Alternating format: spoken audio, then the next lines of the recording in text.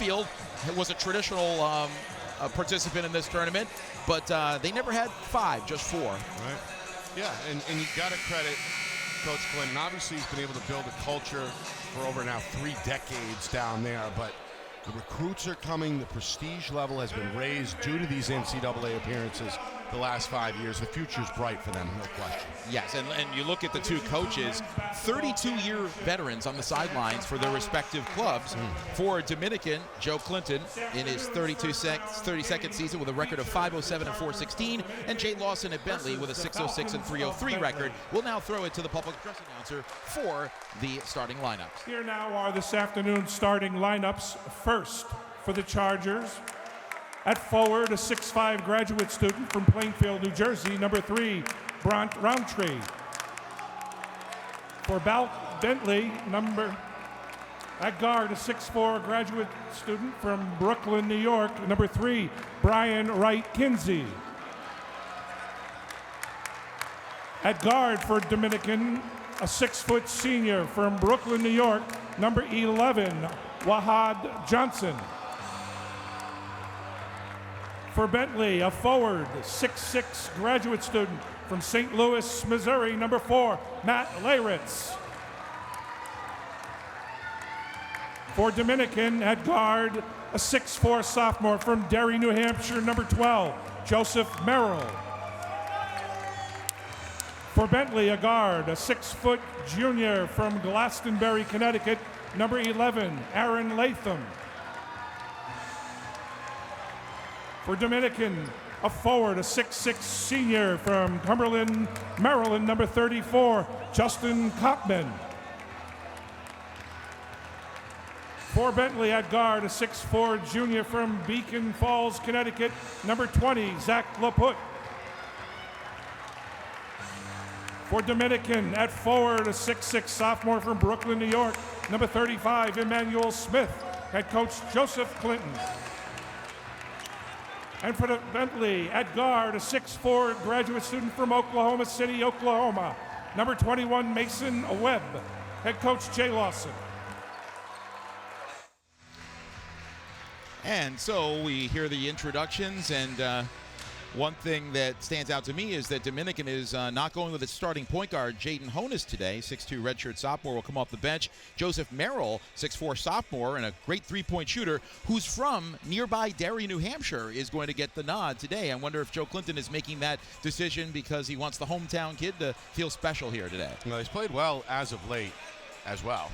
And, of course, he's a prep school kid, played at Bradford Christian Academy, and put on a lot of size over the last couple of years, a lot of strength, a lot of grown man upper body strength noticeable since when I saw him a couple of years ago. Yeah, it's a good point, and he has certainly hit the gym. And for Bentley, Zach Laput obviously is the star player. He was the clear-cut choice for Player of the Year in the Northeast 10 Conference, and he does just about everything right, except he did have that one miscue running the baseline for a travel violation late in the game in the semifinals against St. Anselm here, and you know he's going to want to try to make up for that. Yeah, it's not going to take him long to get on track, I have a feeling here. He looks like he's already in game mode. Yeah, he's one of the best, if not the best, in the region. The officials today are Jason Bradwell, Jim Miller, and Vince Pease, and Dominican wins the tap.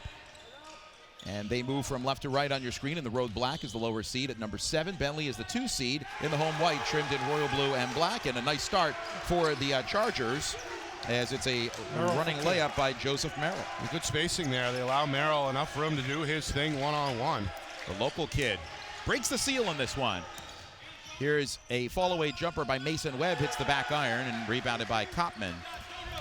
That's Justin Kopman, whose brother Jason played for Dominican and played in the NCAA tournament on this floor for the Chargers 4 years ago when St. A's won its most recent regional championship. Top of the key, Roundtree into the paint, lays it up, leaves it short. Rebound pulled down by Latham, who has stepped into the starting point guard role this year after being a reserve. Done a tremendous job for Jay Lawson's club. Good ball movement around the perimeter, and that's a Bentley staple. Here's a 3 by Leiritz, no good. And Dominican gets a couple of stops to start things off. Good communication defensively. Good switching. Backside despite the good ball movement, able to force the miss and limit Bentley to just one shot there by controlling the glass. Wahad Johnson goes to the hole, and he leaves his layup short. Rebound batted off the glass and won by Smith for Dominican. Chargers got a little bit of a hop in their step right now. Bentley in the man defense. Bentley has had the same starting five in all of its games this year. Step back jumper by Kopman is off the rim. Rebound pulled down by Laritz. Actually by Laput. The killer L's on this team. Laput, Laritz, and Latham. Bentley works it around the perimeter. And here's a man who's so good around the rim scoring. And the shot by Laritz is blocked off the glass by Kopman. But there for the putback is Laput to tie the game. Yeah, Would you call that a Laput back? That's part of his game, though, right? Being active on the offensive glass. Yes, he is. And Wahad Johnson steps on the baseline and turns it back over to the Falcons. Charger turnover, Falcon Again, ball. we mentioned that Bentley won the last meeting 95-58 in November. They lead the all-time series 4-2 against Dominican. Yeah, that was a game that got out of control early. And Coach Clinton wants to avoid that kind of a situation again here. So far, so good through 2.5 minutes. Laritz backing in, spins off the pivot foot and lays it up in and off the right glass. He is so good around 6 to 10 feet from the rim. Yeah, he's got great footwork, as we saw there. The pivot on the low block, get the defender out of position, lean into the contact, and use the window. As a one and done for Jay Lawson, a transfer from Division III Illinois Springfield, where he's a D3 All-American, and a nice attack of the basket at that time by Wahad Johnson, his first bucket, and he can score in bunches. Yeah, he's their latest 1,000-point scorer, as we know. Charging foul on Laritz as Merrill stepped in to take the charge. Laritz picks up his first foul. Now Bentley is number 2 in the nation in fewest fouls committed. The only team that fouled less frequently, New Haven, a team we'll see later tonight. Yeah, they're going to be playing pace at 7 o'clock. Good piece of team defense there by the Chargers. Everybody rotates. Everybody's where they're supposed to be. Merrill on the backside sacrificed his body. That always fires up the bench. It's a pretty good start here for the Chargers on both ends. Very well said. Roundtree backing in and almost walked with it. Up top to Kopman, shows ball, goes in on right Kinsey, loses his balance and gets it off. And the ball comes free and out of bounds off of Smith. So it'll be Bentley basketball. The Chargers missing some opportunities, some missed layups, some turnovers. They could be up in this game early on. Yeah, they missed a couple of bunnies, right, in that first 2 or 3 possessions. This time, too much dribbling, frankly. Basketball gets away. Backdoor not open for Webb, who's a great perimeter shooter. Now right Kinsey on the right wing, working on Kopman. And the lefty fires his first jumper of the game. It's long, but the weak side rebound to Laritz. Latham, bounce entry to Laritz. He puts it up and in off the right side before the defense could even get ready. Again, good pivot to his right. Laritz with that right hand. Good effort there by Bentley, not quitting on the play, and they get the shot they want in the end. And you said it best. It's the footwork that makes Laritz so good. Yeah, he's an old school low post player. Yep. Smith, they get it bounced now in bounce entry, and the shot on the little baby hook off the mark for Kopman. Bentley clears the rebound, leading by 2. Another shot attempt in the paint for the Chargers, left a little bit short. Yeah, they're taking it right to the heart of the defense for sure. Bounce pass around to right Kinsey for 3 on the right angle, no good. Rebound pulled down by Smith. So both teams kind of feeling each other out. It's kind of like a boxing match. Yeah. And here's a lefty jumper by Merrill, no good. Rebound corralled by another southpaw, right Kinsey. A little too much one-on-one going on right now, I think, for Coach Clinton's taste. He's up and down the sidelines barking at his guys. That's a shot that came too early in the shot clock. Laritz gets a second shot rejected, this time by Smith. And Dominican's got the ball again, looking to tie or take the lead. Johnson up top, Kopman. Now Merrill posting up Latham. He had a size advantage. He gets the ball back. There's no movement here. Nope. Backing in and back up top. Kopman will try a 3, and he splashes it through. Kopman not known for his 3-point prowess. He does have 29 now on the season, but not the number 1 option for him. Got to close out a little quicker if you're the Falcons. Dominican now on top. Laritz down low, double teamed, spins, and we have a loose ball foul on Dominican, and Smith can't believe the call. Mouthpiece comes out of his lips, And that brings us to our first media timeout with 14:31 to play in this first half, and Dominican up by 7-6 score. Let's go to our sideline reporter, Ben Altscher, who's got some information for us.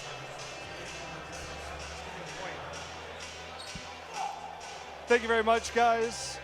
In talking with Bentley head coach Jay Lawson yesterday, he mentioned he thought Matt Larritz could be a huge asset for his team in this regional. We've already seen Larritz scoring 4 points, opportunity to get to the free throw line here. He feels like Larritz is one of the few true low post players, not only in the Northeast 10, but in the region as well.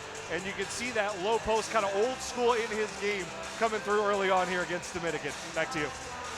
Thanks so much, Ben. And yeah, let's talk a little bit about Larritz. You diagnosed it beautifully when you talk about his footwork and his pivot work. What makes him such a tough matchup besides being undersized for a 5? Well, it's constantly in motion, right? If you take a look, whether it's strong side, weak side, he's always moving. Setting screens, coming off screens, shot goes up, he's moving around. So he's got to be accounted for. And if you're constantly moving and making the defense keep track of you, that eventually gives you an advantage. Meanwhile, when he has the basketball in his hands, he's clearly comfortable with his back to the basket, right? We're throwing around the world old school. That's about as old school as it gets, right? Dump it in the low post and see what happens. And then again, maximizing the dribble, maximizing the spacing, maximizing the pivot foot, all of that kind of ingrained into the DNA of his game. He's been able to polish it under Coach Lawson during his stint here. He's going to get a well-deserved break here. But so far, so good for Bentley. And Larritz obviously has been a big part of their success on the offensive end this season. He's replaced by Isaac Martin into the game for the first time, holding the basketball. Now LaPut will drive left baseline, looking for his first bucket and actually a second, and he scores. LaPut with a nice floater off the left baseline. Averages 20.5 points per game, second highest in the region. And nice jumper to answer by Wahad Johnson, as we saw Dominican back up by 1. Yeah, again, Bentley's got to close out a little bit. I mean, there's 2, 3, 4 feet of space between the defender and the jump shot. Bentley is an excellent defensive team, and they do it without fouling, as we mentioned. Here's Webb looking for space in the paint. Kick out right wing to Latham. Wahad Johnson closes ground on him. Latham into the paint, lays it up, left it short. Rebound on the floor, Johnson picks it up. The officials are doing a pretty good job letting these players play here. Just one team foul each way through now 5.5 minutes. Johnson with a tough runner off the glass, didn't have the angle for it, and the rebound by Wright Kinsey. And now Latham splits defenders, lays it up and in with a quick move off the right glass. Well, he's got that lightning step, doesn't he? Sure does. Blink and you miss it. He splits 2 defenders there, just too fast. All 5 Bentley starters average double figures in scoring. The only team in the region that can boast that. That's typical Jay Lawson basketball. Yeah, share the ball. Everyone can dribble, pass, and shoot. Motion offense. Cotman spins, kicks it back out. A fake of a 3 by Merrill. Now will take a well-defended triple. No good. Rebounded by Latham. New player into the game for Dominican. It's Seth Sharif Brown, a 6'3", redshirt sophomore out of Hackensack, New Jersey. Missed shot that time by Webb. Rebounded by Wahad Johnson. Here, Coach Clinton here doing all right, saying slow it down. And relax. Yep. I think tempo is going to be big. Brown, a high arcing jumper, good over Wright Kinsey. And he scores his first bucket. And again, we saw that's our 4th straight lead change. Dominican by 1. Yeah, I think the Chargers would rather keep this game somewhere in the 60s, right, before it's all said and done. Whereas Bentley would like to see it 70 plus. Correct. On the season, Bentley averages any 10 best, 79.9 points per game. Missed shot, but Wright Kinsey, one of the best offensive rebounders in the conference, gets it. One of their best defenders, as we know. Correct. As well. Block shots. Here's a 3-pointer by Martin, and it's good. And anytime you can get any bench points for Bentley, it's a boost. Yep. Gotta like those guys who come into the game and are ready to go. No warm-up necessary. No need to get acclimated to the speed of the game. You hit the ground running and help your team. It's a good-looking set shot there from the wing. Bentley back up by 1 on Matt Strott. Cotman working left blocks, back to the basket, backing down his defender, spins, no outlet, lobs it though to Seth Sharif Brown, who misses the shot, but he tips in his miss to tie the game. I think Dominican using their size on both blocks. Good interior pass leads to the layup. Webb, an angle pass out to Martin. He hits another three, and we have a loose ball foul underneath. Let's see who that's going to be on. Okay, it's going to be on Bentley, but the shot will count. Second triple off the bench for Isaac Martin, who's already doubled his seasonal average. A couple of good shots within rhythm. We'll take another look, and that was all set up by Webb with the penetration to the baseline and then kicking it out. And that's what Bentley does probably better than any other team, except maybe St. Anselm. They're kind of cut from the same cloth. Yeah. They love to dribble, penetrate, kick out to shooters. Yep. And sometimes those shooters can dribble in, and if not, if they're in rhythm, they're going to let it fly. A lot of similarities between the Falcons and the Hawks, as you highlighted. One is, well, both head coaches know each other very, very well. Both have obviously played together. They were roommates back in college. They've been competing together for now close to 40 years. And the style of the programs are very similar, right? Recruits come in, they're 6'4", 6'5", 6'6". They can all play 3, 4, sometimes 5 positions. They're all excellent passers. They can make quick decisions. They move well without the basketball, and they can pull up and drill on a dime from mid-range and three-point land. This year's version of the Falcons, no different, right? I mean, there's interchangeable parts. Obviously, you have the best pure scorer in the conference, which is a great place to begin, but the other role players doing the right things, being in the right spots, that's what makes this thing work for Coach Lawson. Very well articulated, and what makes it so special too is the program continues to thrive no matter which movable piece you put in. Right. Laritz was a drop-in for 1 year. Jay Lawson took a risk because he doesn't normally bring in one-year players, and he has fit in spectacularly in this offense and defense. Yeah. Yep. We're going to see St. A's coming up next as well, and kind of a familiar story there. So, regular starting point guard Jaden Honus is now in for Dominican, one of two Honus brothers. The other new player into the game is Joshua White, who's got it now. And we have a foul, a rare foul on Bentley on defense. Let's see who they got it on. Okay, they're going to call it on Martin, his first. Third on the team. It's not often that you see the Falcons with 3 of the first 4 fouls in the game. Cotman to Honus. Choked off on the baseline. Well defended by Latham. A lob pass had to be reeled in by Cotman, who now takes the jumper on the baseline and left it short. But the rebound was in the hands of White, who lost it. It'll be Bentley basketball. Falcons lead at 16-13, but unlike the last meeting, this one's competitive early on. Yeah. And now we're at the midway mark of the first half, and it's still a one-possession game. Yeah. I think, again, the Chargers wanted to avoid falling behind early. That box has been checked, so to speak. Now it's about forcing turnovers, which they do right here. Laritz back into the game, misses or loses the ball, and Cotman takes it coast to coast to score and bring Dominican back within 1. That's the first transition bucket either way. So the Chargers will take that defense to offense basket. Martin over to the right corner. And Kellen Bohannick into the game for the first time, the top bench thread for Bentley. And a jump ball is called as for the third time in this first half, Matt Laritz's shot was either rejected or at least denied there. And so it will be Bentley on the alternating arrow, maintaining possession, 12 on the shot clock. It's Josh White, second defender in the area, got the block shot from behind. And that's good defense. Hands up, right, swarming. And they are clearly trying to deny Laritz the basketball, and when he's got it, they have been swarming him to try to take away those baskets that he gets so easily against most teams. Latham, top of the key. Well defended. Now Laritz straight on triple off the rim. Rebound kicked around, loose in the lane, and picked up by Seth Sharif Brown of Dominican. Now White will set up the offense.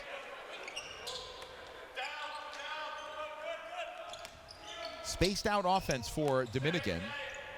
Honus behind a screen will take a three-pointer for the lead. It's off the rim. Rebound though is corralled by Smith. Dominican, as we see an offensive foul on an illegal screen by the Chargers. I think they got Smith on this one. They do. Yeah, he didn't have his feet set. Yep. Big man not happy, but Contact as, yeah. that's a good call, and that's number 2. You hate to see a guy catch you second late in the first half on something avoidable like that. Just get yourself set. It's fundamentals, and in March you're supposed to have your footing set at this point. Yeah, But so that's a tough one to swallow, and he's going to have to obviously come out of the game. yep, kids are kids. And now ball movement by Bentley around the perimeter. Now they find man in the short corner. It's Wright Kinsey. Spins into the lane, lays it up, left it short, but a foul is called on the Chargers. And that'll even up the foul count at 3-3. They're going to call Honus for his first. Joe Clinton in front of us is pleading with the officials for a hook call on the offensive player, but instead it'll be free throws for Brian Wright Kinsey, who won a game against the Delphi earlier this year by hitting 3 free throws with almost no time left. Got fouled on a 3-point play in a tie game. And he makes the first, the Brooklyn native. As we mentioned, arguably their best defensive player, does a lot of the dirty work in the painted area, and is a double-digit point per game scorer as well, 10 on the nose during the regular season. That's his first field goal today. Split his time last year between the starting role and a reserve role, but really thriving this year as a last-year player. And he's asked to guard usually a bigger guy as well. He's not afraid to go in there and mix it up with some guys 6'6", 6'7", 6'8", even giving up 3-4 inches. Doesn't faze him. Brown stops on a jump. And out, here's a 3-point jumper by Brown off the mark, no good. Rebounded by LaPut. Good piece of defense there, team-wise for the Falcons. That would have nodded the score. Said the Falcons working around the perimeter. LaPut backing in, flips it over his shoulder and in. Zach LaPut just is a basketball player. Yeah. He just has those instincts, and a lot of it is playground moves, but he's also fundamentally perfect. Well, wearing number 20 reminds me a little bit of Manu Ginobili. Oh, that's With those wide base, maximizes distance with the footwork, can go with either hand, right? He scored the last one with the left. Very talented player. Yes, he is. Up to the top of the key.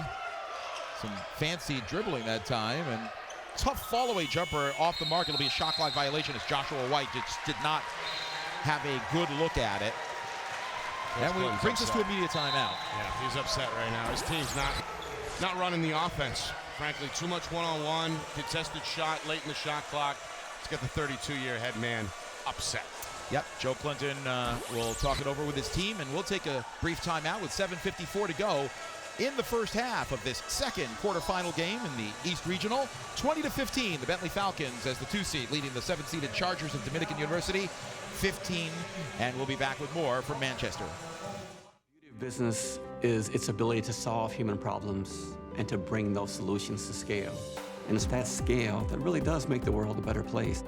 Bentley University is uniquely positioned to prepare students for a 21st century marketplace. The intersection of business and the arts and science is where magic can occur. That's what we do. That's what we bring to the table. And that's the difference at Bentley. And we welcome you back to Stoutenburg Gymnasium on the campus of St. Anselm College, one of the prettier, more bucolic campuses you'll see in the Northeast. And there's Commissioner Dan Mara of the Central Atlantic Collegiate Conference. Along to his left is Mark Carino, the athletic director at Caldwell University. And below them, one seat below, is Julie Rupert, the commissioner of the Northeast 10 Conference, among the dignitaries in the stands today. A little bit of a who's who. Yeah. In terms of the basketball world. Always fun this time of year. There's electricity in the air. And frankly, as a Manchester resident, I'm pretty pleased that we are spoiled again this year by hosting the regional here at St. Anselm. And you pointed out your compatriot Stan Spiro was in the crowd earlier today to watch his Southern New Hampshire Penmen win their game. For those of you who weren't joining us earlier, Southern New Hampshire broke away from a tie game to blow past St. Thomas Aquinas to advance to the semifinals tomorrow against the winner of this game. It'll be Bentley basketball after the ball is knocked out of bounds by Dominican. Mason Webb, well defended by Merrill. Now, nice move by LaPut. Goes over the back, didn't get called for the foul. Nice save on the weak side by Wright Kinsey. Ball fake by LaPut. Kicks it out left side. Three-pointer Latham. Actually, yeah, that's Latham with the three.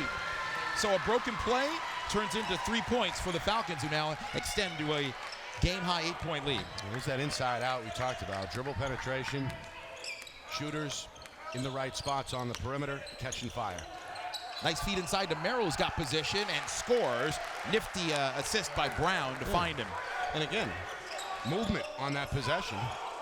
The result, a high percentage look from just outside the painted area. Chargers have got to be a little more consistent with moving the ball and creating good shots. It's a simple game, isn't it, right? Movement. Right. It's easy to say, hard to preach. And there's another three. This one coming from Brian Wright Kinsey. He's the third different Falcon to knock down a tray. And it's now a 9-point lead. And this is what Bentley can do to you. Before you know it, it's drip, drip, drip, and you're drowning. Right. Largest lead so far here for the Falcons. Merrill, head fake. Now it's Kopman putting on the floor, guarded by Wright Kinsey. Jumps a pass out. And here's a tipped pass that goes out of bounds, last touched by LaPut. It'll stay Dominican ball, but 8 seconds on the timer. Sharif Brown might have been better suited to shoot that. I know the help defender came over to force the pass, but get a 6-7 footer there. I go ahead and put it up near the rim. Roundtree inbounds to Merrill, who won a game for Dominican as Wahad Johnson fires up the desperation three. No good to beat the shot clock. And the rebound in stride. It's Latham with it. Wright Kinsey working to his left, watched by Wahad Johnson. Now it's Webb, fires up the three. It's short. LaPut there with a nice offensive board. Now he tries to take it inside. Spin move, shot off glass, too strong. Probably tried to do a little too much there. Rebound to Roundtree. Here's Wahad Johnson for a catch and fire three. No good, weak side rebound to Leyritz. I think both teams now trying to make something happen. They're kind of forcing themselves out of their comfort zone. Yeah, I agree. Again, settle down, make at least 3 or 4 passes before the shot goes up, not 1 or 2. And here a bunch of passes for Bentley, almost everyone touching it on this possession. Now everyone has, as Leyritz has it, left blocks. Spin move down low, he's fouled, the shot is good off the left glass. Well, give credit to Matt Leyritz, even though his shot has been denied a few times in this first half. He continues to go at it, and he'll be rewarded with a 3-point play opportunity as the lead has reached double digits. Well, we praised his footwork earlier, but I'm going to do it again after that one. That was pretty. He's very comfortable spinning either way. That time looked like he spun to the weak side or his weak side. Didn't matter. Able to rise, absorb contact, and score. Leyritz creating space with that footwork, and it's been fun to watch. Leyritz has 7 points in the game. Bentley, an excellent free throw shooting team, too, at 76%. So when you foul them, you put yourself in a bad spot as well. Right. 12-point lead, largest of the game for Bentley, 29-17. This was a one-possession game about 5 minutes ago. A little bit of a danger zone right now for Dominican with only 5 minutes to go before halftime. This thing could go one of 2 ways. This is a key junction, a critical junction of the game. It's very important that you mentioned that. Merrill, a three-pointer in and out, regurgitated. Not the best shot of that sequence. I know he can make that shot, but I mean, you can get that shot anytime in the possession. Exactly, and I think that's really what's eating away here at Coach Clinton as he continues to pace these sidelines. Webb jumps a pass to Latham, top of the key, working on Johnson, his counterpart at number 11. Pass missed its intended receiver, but it came back to another Bentley player. Latham for a three, falling backwards, good. And Joe Clinton's going to call a timeout. He's seen this show before. 32-17, as Bentley is starting to put some distance between itself and its opponent. Well, they're getting everything cooking now on offense. The low post game and now the three-point game. As we see a couple now drop from deep for Latham, who's one of their best pure shooters. Gets up off the floor as we see there, gets square.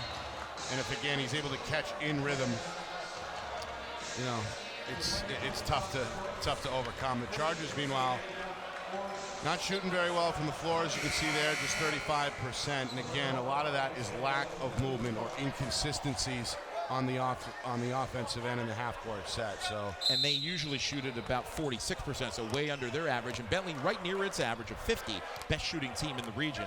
And we're seeing why. It's a 12-0 run for the Falcons as they have turned a 3-point game into a 15-point advantage. Coach Clinton just wants to see a good shot here coming out of the timeout. And they really need a good finish to the half. Nice fall-away jumper by Wahad Johnson straight on. When you need a basket, that's the guy you look for if you're a Charger. Yeah, he's got the mid-range game. He's got the pull-up game. 6 points, and he can score. I've seen him get red hot in games where you can't stop him, no matter what kind of defense you play on him. Right, Kinsey hard to the hole and scores. That's a veteran move from a fifth-year guy. 7 points for Wright Kinsey, and it's back to a 15-point lead. Get hit on the release, too. Wahad Johnson guarded by Martin. And that's a bad break for the Chargers. Seth Sharif Brown losing it into the Bentley bench. And when you're playing a team like Bentley, you've got to limit your mistakes, especially the unforced variety like that one. Yep. Well, we've got a timeout. Shall we take the break here? With 3:43 to go in the first half. Let's step aside briefly. It's Bentley 34, Dominican 19, higher seed holding thus far. We'll be back with more from Stoutenburg Gym. At Dominican College, we are connected every day. The best of both worlds, being here at Dominican. You really feel like you can kind of relax, it's quiet, but you're 20 minutes, 25 minutes from downtown Manhattan. They always have trips to go see a concert, football game, or a soccer game. A group went to see the musical The Color Purple, and they knew I was teaching it in my course. We are connected to the tri-state area, and so our students will do internships in this area, in New York City, in Connecticut. Countless amount of opportunities through the Career Services Leadership Development. Going to Career Day, the Career Fair. Our adjuncts have established careers within the field, and they ultimately want to see these students succeed. Let's take a look at the huddle, Dominican University. First year as a university, it used to be DC, Dominican College, and they're looking for some answers coming out of this timeout. And Bentley, the defending regional champions, who won the tournament last year in their home gym, the Dana Center, about an hour south of here, and they feel like they have something to prove here, have a chance, as you said, to be a repeat champ, which we haven't seen in a long time in this region. Since Bentley did it themselves back in 07 and 08. And by the way, I was a broadcaster on that 07 team. Were you? One of the best teams I've ever seen. Tremendous. Yep. In they were terms undefeated. of ball movement. Yeah, they didn't win a game by less than 10 points all year. Right. A save right into the front court. It's going to stay Bentley possession, but 14 on the timer. Good hustle for both sides. Try to keep that ball alive. Hey, you like the effort from the Chargers defensively. I think they're going hard. Yeah, their shots just aren't falling. Right. And that's the problem. On and the I think other it's end. shot selection, as you said. Yep. But here's defensively, they're forcing some things, and they're coming away with steals. Seth Sharif Brown, right side, and the three-point jumper is good. That one by Javel Cherry into the game for the first time. He was a mid-season addition for Dominican. They had him on the roster, but he made his debut week before Christmas at a tournament in Las Vegas. Had the game-winning shot in his first game. That's one way to welcome yourself in, huh? Yep, Webb takes the foul line jumper and knocks it down. He's been kind of quiet. Last started to score for Bentley. And it's 14-point lead again, 36-22. And Dominican does not want to exchange baskets with Bentley here. They need to put together a run to end the half and have something to kind of build on at the break. Any comeback begins on the defensive end with stops. And that time Cotman was dislodged by Laput.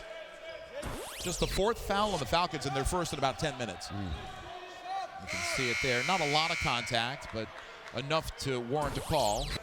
Yeah, I mean, it seems like the man-to-man philosophy here for Coach Lawson is let's just pack it in, right? We're giving up a little bit of size, especially on that front line, so let's just pack in the man-to-man, talk, switch, etc.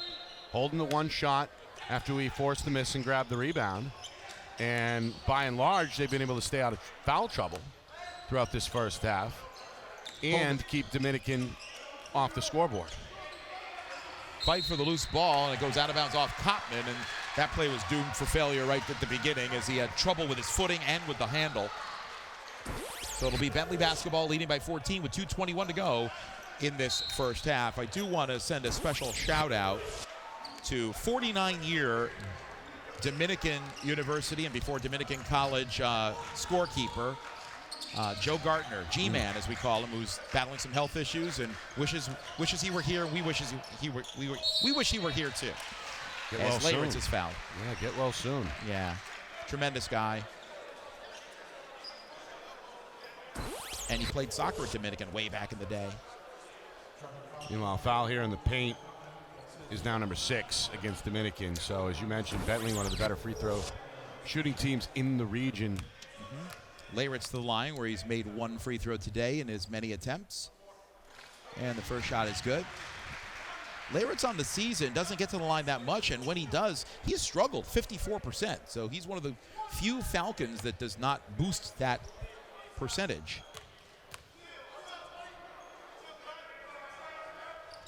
Perfect today, though, 3 for 3. What to say, he looked pretty good Yep. on that trip. 9 points for the transfer out of Illinois Wesleyan. Great start for him.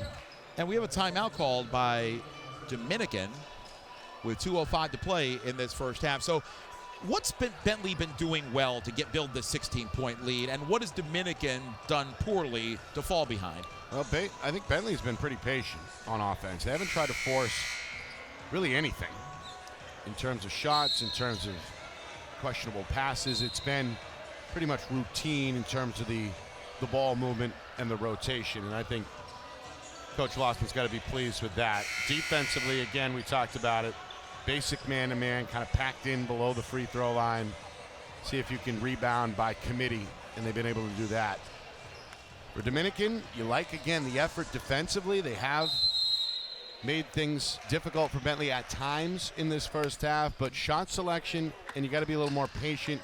You got to get a little more movement on offense. A little more consistency offensively could be the key for Dominican to get back in this one. Well, second time out of a timeout, they try a three-pointer from the top of the key. First time it worked. That time it did not for Brown. And Bentley's got the basketball in a 16-point lead. And that's the other thing. He's just got to make some shots, too. Latham straight on 3, no good. Off the dribble, the rebound controlled by the Chargers. So both teams with quick hitters from 3, top of the key, and no makes. Honus misses the shot short from long range. Latham gathers the rebound on the baseline and dribbles up. It's one thing we haven't seen enough of from the Chargers either, that dribble penetration setting up the perimeter jump shot. Webb takes the well-defended 2, and he knocks it down, and it's now a game-high 18-point lead for Bentley. And Webb starting to get going.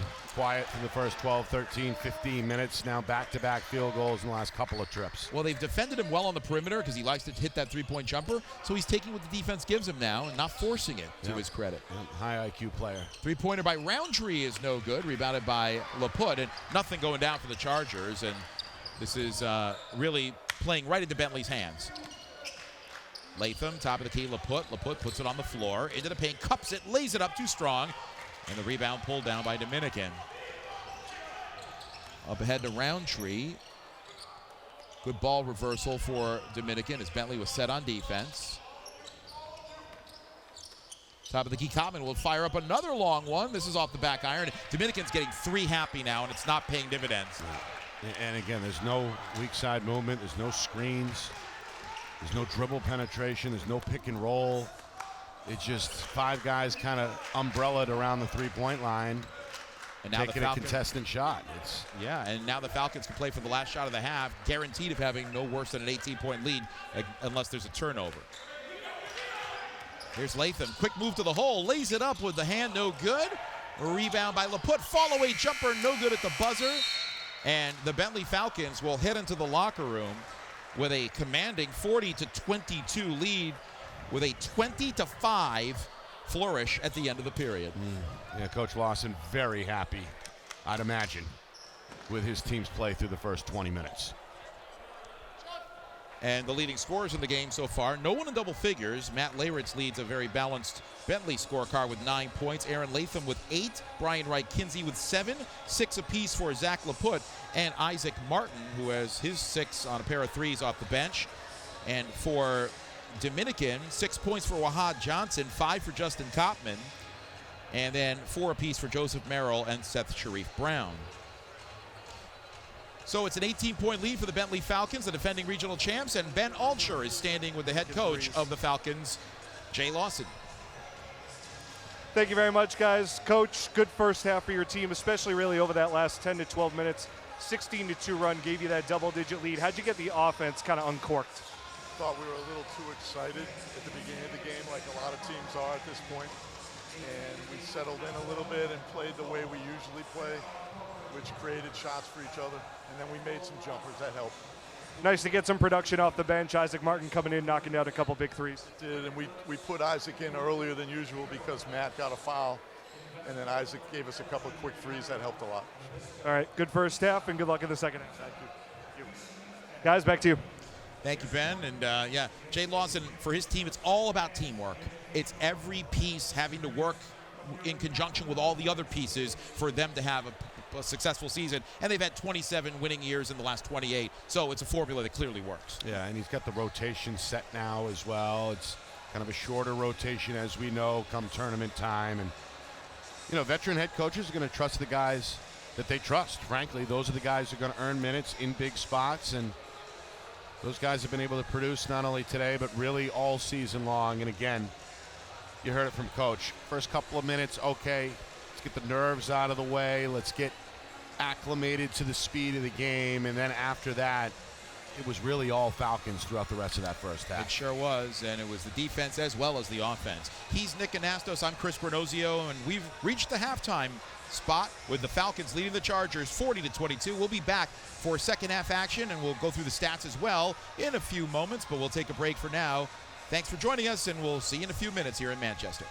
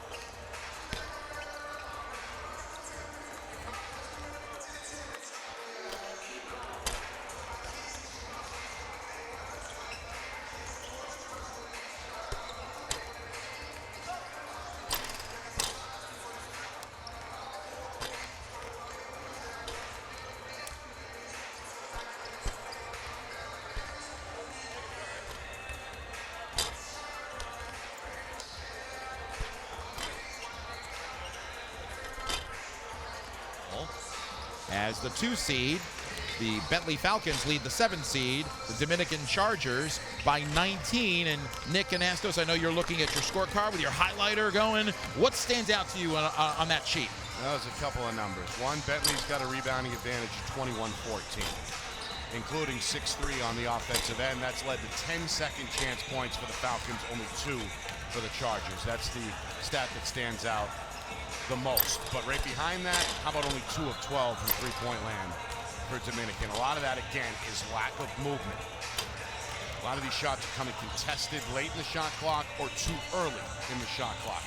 I think Coach Clinton is looking for that kind of sweet spot where he can get his team back operating in the half-court set where they're used to shooting over 45% on the season, to your point.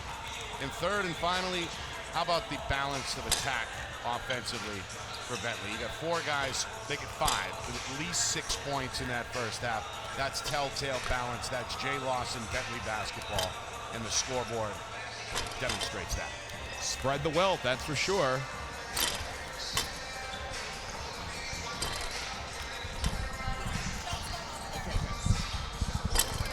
We should also mention that we have not seen Josh Serrano, one of the best outside shooters for Dominican, see the court today, and he's a guy that can knock down some jumpers too, but Joe Clinton electing not to use him today. And now we got Ben speaking with the head coach of Dominican.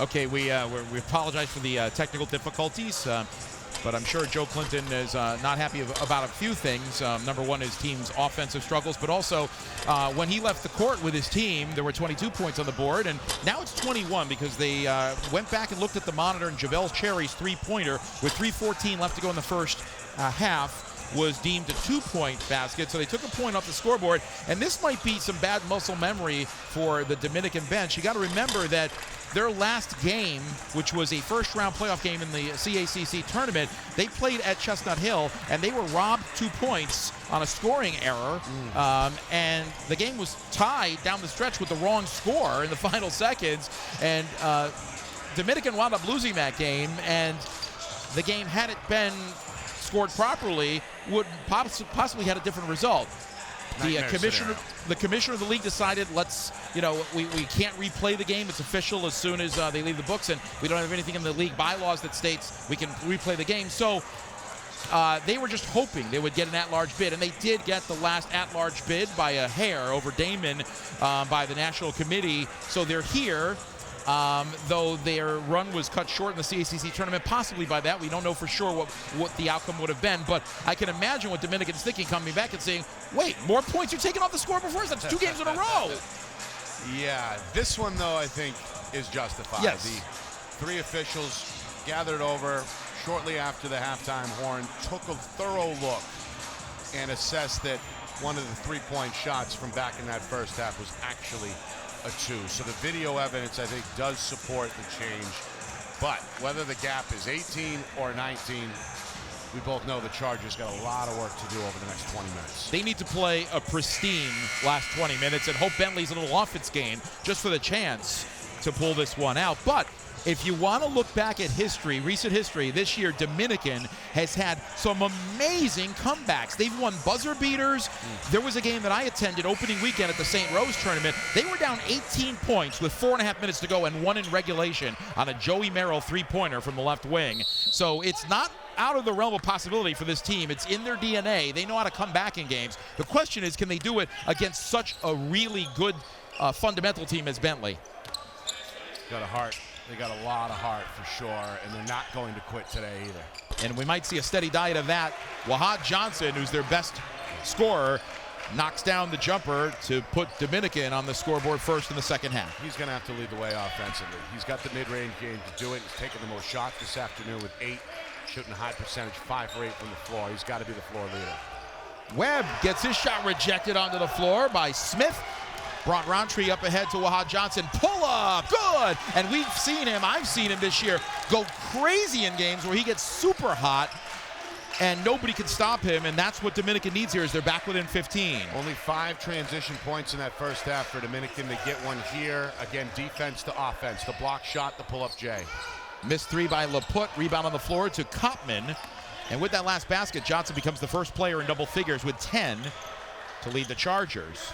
Good first minute in the books here for Dominican. Very good point. They've scored the first 4, got another stop. And here's a nice move to the basket by Emmanuel Smith, who's forced his way into the starting lineup recently and rewards his coach, Joe Clinton, with a basket there. 6-0 spurt by the Chargers to start the second half. Smith listed at 6'6", tallest player on the floor. He's got to be more active offensively. Only 1 shot in that first half. Top of the key 3, no good by Latham. And Bentley now starting to fall in love with the long one. And Wahad Johnson tracks down the rebound in the corner, and the Chargers have a chance to make more of a dent. Roundtree over to the left side, and Kopman into the paint. Little flip is good. 8-0 run for Dominican. And here they are, back within 11. And they're starting to slash. We didn't see that much in the first half either. Put the ball on the floor, get into the paint, create a little separation with a shoulder, elbow if necessary, but get yourself a high percentage look. That's become a priority, and it's paid off for Dominican. LaPut, quick catch and shoot on the baseline, and the jumper is true for Bentley's first second half points. Got to make sure you're watching where he is at all times. He moves so well without the basketball. Next thing you know, he's open for an 8-footer. Here's a three by Johnson. This one's wide, and the rebound pulled down by Kopman. Goes up strong, and Leyritz or Wright Kinsey is going to be called for this one. I think it's going to be Wright Kinsey for sticking out the leg.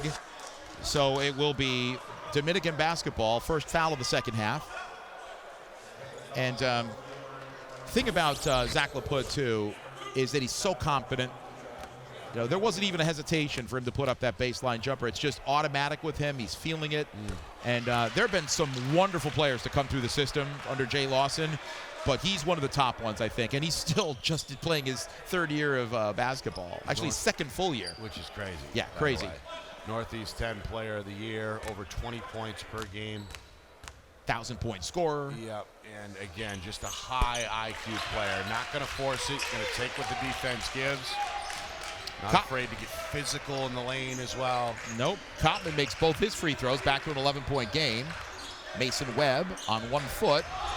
And they're going to call a charging foul. Joey Merrill sold it. Well, it is Academy Award season, so the extra effort on the acting paid off. There might have been some contact as well, but let's take a look here. I tell you what, that's a good defensive play by Merrill. He anticipated the shoulder drop. Yep. He knew it was coming, and he timed it perfectly. Yes, he did. And that's the key, right? Timing. Force the official to blow the whistle. Wahad Johnson gets his shot rejected by Leyritz, but it goes out of bounds, trickling off of Bentley. So it'll be Dominican with 18 on the timer to trigger in. But again, Dominican playing with a sense of urgency that we frankly didn't see in the first half. Well, we saw it, I think, early, but then when the score started to get a little crazy against them, you're right. They became more passive in the game. A little more undisciplined, and that hole continued to grow.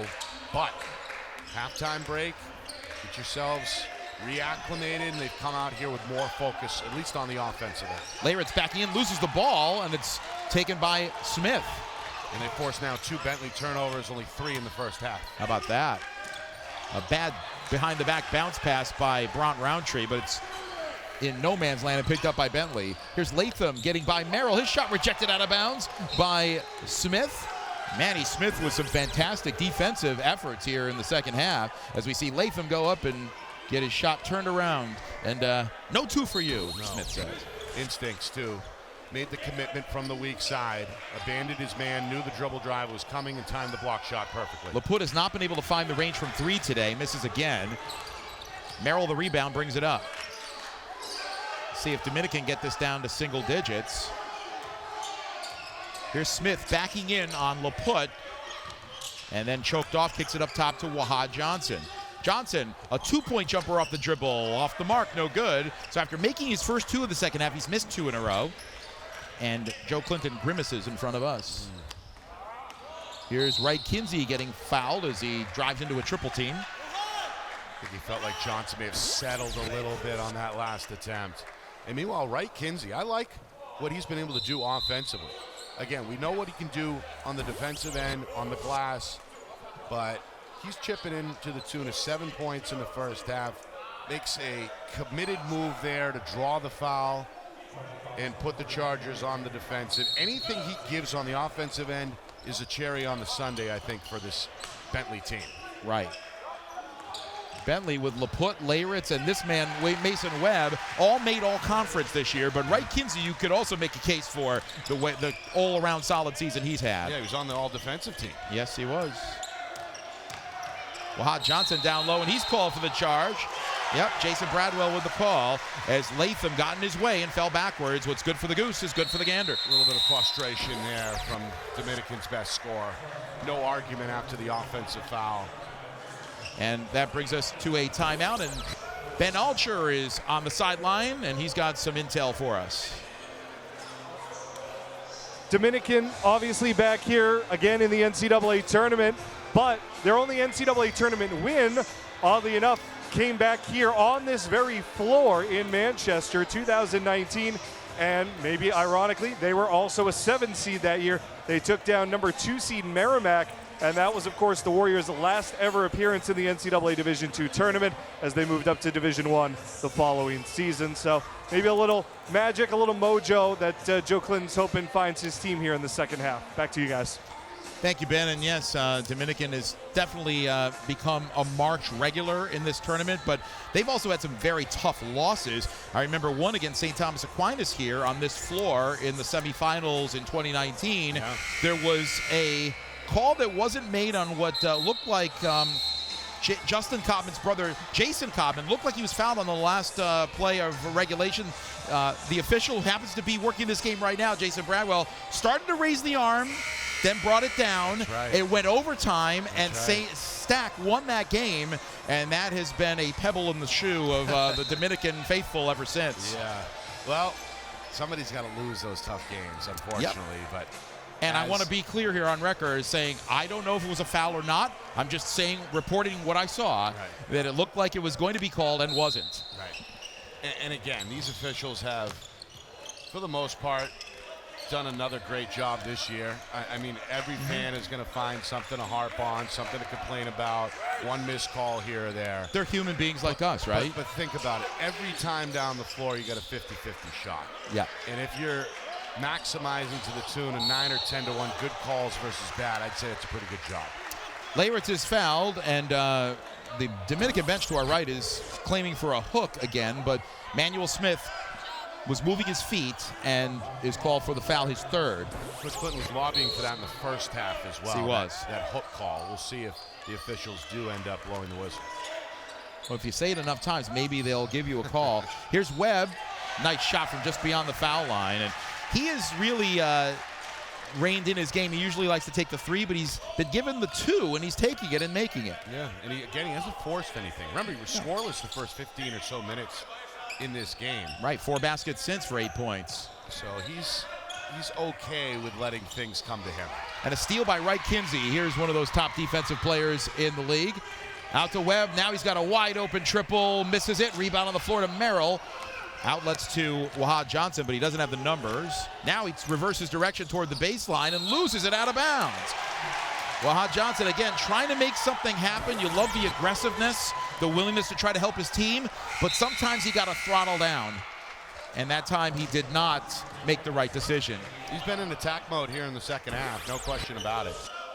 But as you said, that time the basketball got a little bit away from him.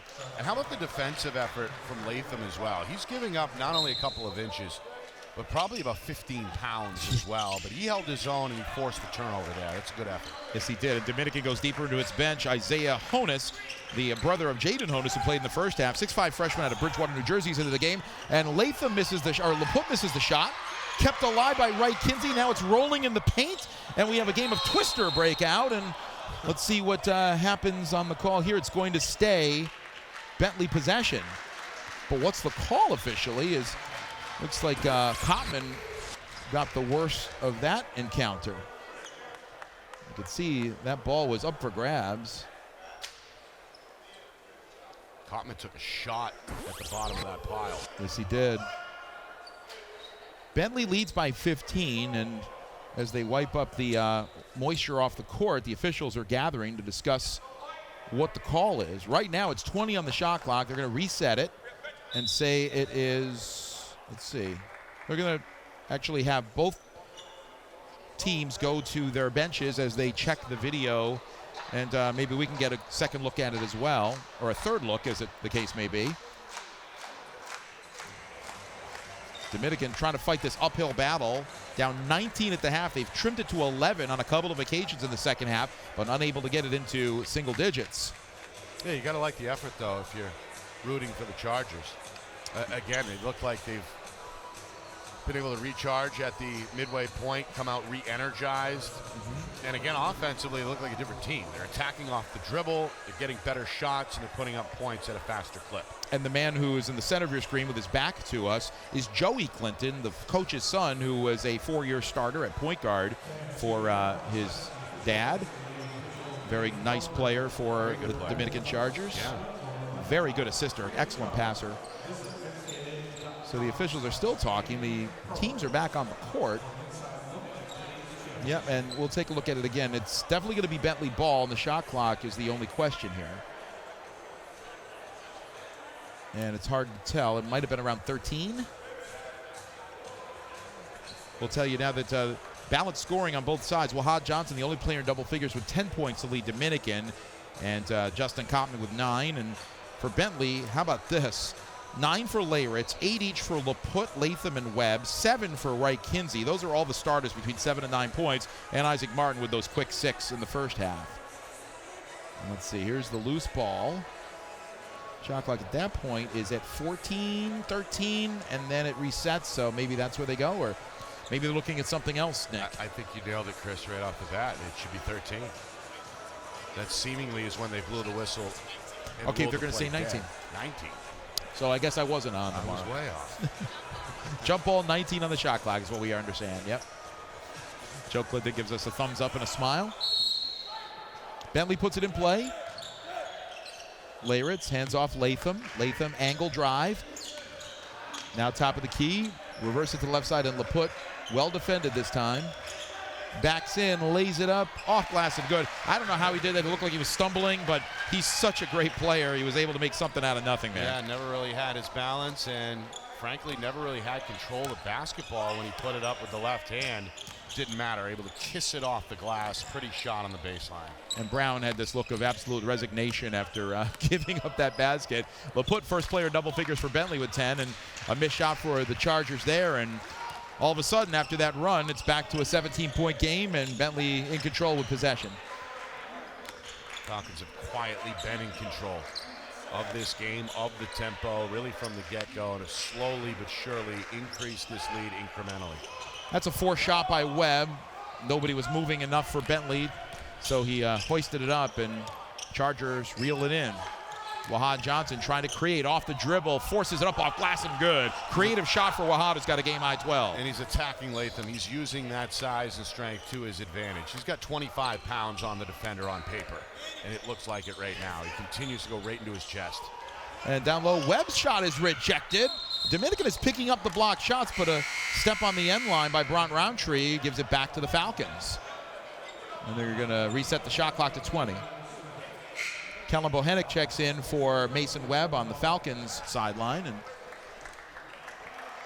as we talked about, Chris, very short rotation, really both ways. Dominican has 19 men on its roster, and they, throughout the course of the season, would have games where they would play up to 15. But certainly in the postseason, those rotations get shorter. Bohenik with a fall-away jumper, no good from 3. Rebound by Honus. Good box out there by the Chargers. Isaiah Honus doesn't take many shots on the season. And now a bad play by Bront Roundtree, who falls backwards and throws it up toward the bleachers. It'll be Bentley basketball, leading by 15.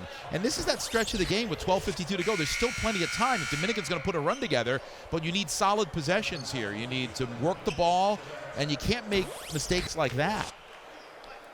You need a lot of things to go well. Yes, and you need Bentley to stay cold, which they've been the last few minutes or so. Right. It always starts on the defensive end with stops. And it starts with stops. I like that. It starts with stops. As bizarre as that sounds, yeah, that's the truth. And then Jumbo offensively, shrimp. to your point, got to take care of the basketball. Here's Latham getting inside, missing the shot short. Rebound to Wright Kinsey, and he feeds a cutting LaPut, who's tripped up on his way to the basket. Nice pass. Bentley 6 offensive rebounds in that first half. Another thing Dominican needs to go their way. They have to contain him to one shot and out. This one gets tipped right to Wright Kinsey. Second try is going to lead to a baseline inbound. Latham thought about the shot instead. A nice bounce entry to Latham. His shot's blocked for the 3rd time. Gets it back, puts it in. Boy, resilience could be his middle name today. Yeah, going hard, high motor in that low block. Putting together one of his better games. Maybe not stat-wise, but certainly he's passed the eye test all afternoon. 11 points for him. Here's Emmanuel Smith going hard to the hole, missing the shot short. And the rebound to Layritz. Thought he was fouled.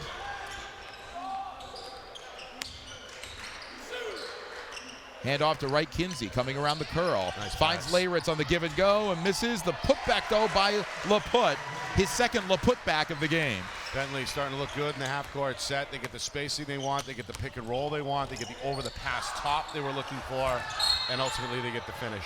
Wahad Johnson misses the shot in traffic and thought he was clobbered on the rebound. It goes out of bounds. It'll be Dominican ball when we return from this media timeout. We'll take it with 11:36 to play in the second half. And the Bentley Falcons have matched their largest lead, which was at halftime, 19 points. And we'll have more from Manchester on BTV after this. 52-33, the higher-seeded Falcons, again with the pedigree, the defending regional champions, and many, many veterans playing well today, leading Dominican 52-33. And Nick and Astos, really the three-point line has not been a factor in this game. Bentley just 5 of 18. That's well below their average for percentage and makes. And Dominican really not even in it three-point-wise, 1 of 12. Yeah, the Chargers relied, I think, too heavily on the three-point ball in that first half and ended up just 2 of 12 from the floor over the first 20 minutes. They've since... They took one away, remember. Good point. 1 of 12, yeah. Yeah, there you go. Since then, forget the three-pointer. Let's go at a hole. Let's get some fouls. Let's see if we can get to the line. Joe Clinton was just making the point to us during the break. Hey, we've only shot 2 free throws here. I'm sure that's something he's making the officials aware of. But Bentley's only shot 5. Right. And a missed layup down low by Smith. The putback also off the mark. Couldn't see who made it or tried it. The point being, free throws have been hard to come by either way. Right. As the officials have let them play by and large. Yeah, and it's been, I think, a fair whistle for the most part. Obviously, there could be a miss here and there. Right, Kinsey trying to back his man off the dribble. Shot over Honus is an air ball, picked up by Smith. Honus, top of the key. Here's Joshua Wright kicking it out. And the jumper off the mark. That one taken by Cherry, who hasn't played much in this game. Bohenick tries to split defenders, falls down, but a foul is going to bail him out. This one's going to be on Honus. 52-33 Bentley. They've pretty much had this double-digit lead since that late burst in the first half. It was 20-17, and then they ended the half on a 20-5 run. Actually a 20-4 run, because again, JaVale Cherry's three-pointer was deemed a 2, overruled. Inbounds is to LaPut, 20 on the timer. Approaching the midway mark of the second half. Winner to take on Southern New Hampshire in tomorrow's first semifinal. LaPut with a nice move, but couldn't finish. Not having a typical good shooting day for him. Claps his hands in disgust and shouts in frustration. Well, he did everything right there but finish. Yeah. I mean, again, a terrific spin move, comes down the lane, welcomes the contact, switches to that left hand, but just left it a little short. Nonetheless, he's had an impact on this game as he always does. Sure, 14 to lead all scorers. A tough shot in traffic by Jaden Honus. Misses, and we have a loose ball foul. I think on Bentley. It's on Dominican. It's on Dominican, yep. And it's going to be on Joshua Wright. Yeah, he got a piece of the arm. White. He got ball too, which is what he was pleading, but he got arm as well. 16 foul on Dominican. Well, this is what Bentley does. They get whistled for the second fewest fouls in the country. They defend without fouling better than anybody. Yeah. And again, we've seen that kind of packed-in man-to-man half-court set defensively. And this time, and this time LaPut is ridden a little too hard by Jaden Honus, and he picks up another foul. It'll be the 1-and-1, 17th foul on Dominican, and now this is exactly what Dominican doesn't want. Bentley going to the line for the bonus for the last 10-21 of the game. Yeah, that's a long time, especially with a team this good collectively. As you said at the top, Chris, 76% on the season. Any coach at any level is going to take that.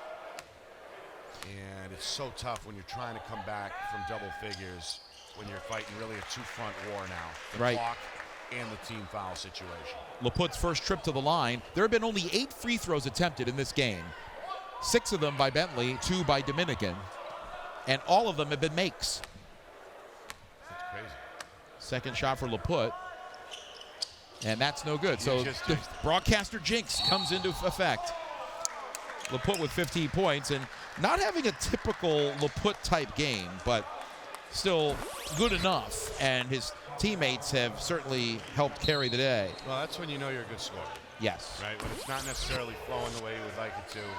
When some of the shots you're putting up are good shots, but they're just not dropping. But yet, at the end of the day, you're going to look at the score sheet, and he's going to go for his normal 20, 21 points. Tough shot by White. Follow doesn't go, and now Dominican can't throw it in the ocean. Inside, outside, just the shots aren't falling. And Joe Clinton wants some fouls called, but none coming. Here's a three-pointer by LaPute. He finally nails a triple as he has come up empty on that front most of the game. He was 0 for 3 before that make. He was wide open. The Chargers could not get back and get on the same page defensively, and LaPute, nobody around him. Easy three-point look. 56-33, and it's hard to believe that Bentley's going to lose this lead, but that's why they play the games. You never know. Still enough time, in theory, here for Dominican. And as you see, Coach Clinton's not going to let his guys let up. They're out here full-court pressing. Webb on the left side. Now LaPute looking to work again. He's got a game-high 18. Ball fakes, now backing into the paint. Kick out, good ball movement. Bohanec, a three in the corner, good. Kellen Bohanec becomes the 7th Falcon to score, and it's ballooned to a 26-point margin.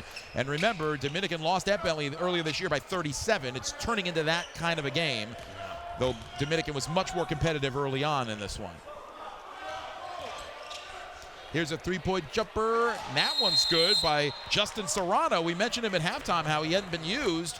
Comes into the game now and knocks down a triple. And Dominican back within 23 with 9:01 to go. Stranger things have happened. And remember, Dominican erased an 18-point deficit at St. Rose in the final 4.5 minutes of regulation to win. Again, that was against not quite the caliber of opponent that Bentley is, but it's been done, and they have it certainly in the back of their minds. It's March Madness. Yes. Right? I mean, you play the entire game as if it's 0-0. I think that's got to be the approach the Falcons take. I'm sure that's what Coach Lawson is preaching in the Bentley huddle right now. No lead is safe. Max effort until the final whistle, until this one is officially put to bed.